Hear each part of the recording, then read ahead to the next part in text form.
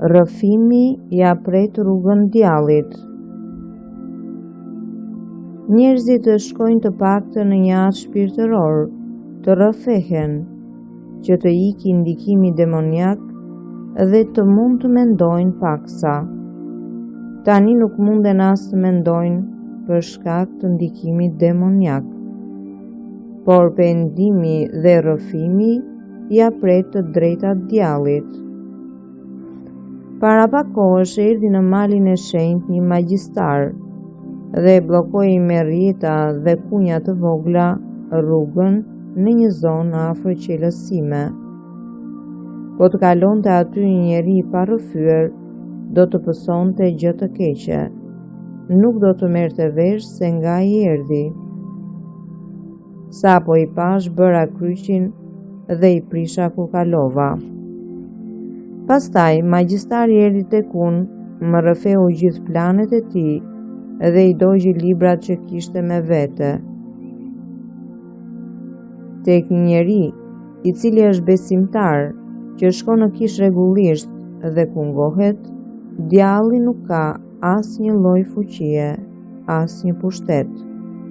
Bën vetëm pak zhurmë si një qen pa dhëmb.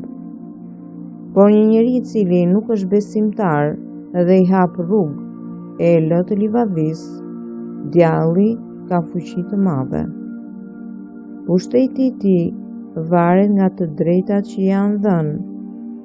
Madje edhe në çastin kur një njeri vdes, gjatë orës që shpirti I tij ngjitet në qiell, është një lloj si një tren që ecën dhe prapati rendin qenër duke lehur ham-ham, e të tjerë lehin nga përpara. Treni shtyp edhe ndonjë qen, por nëse shpirti është I parregulluar, është një lloj sikur të jetë tren me rrota të prishura, që nuk mund të ecë e me dyert të hapura, nga ku hyjnë qenët dhe kafshojnë njerëzit.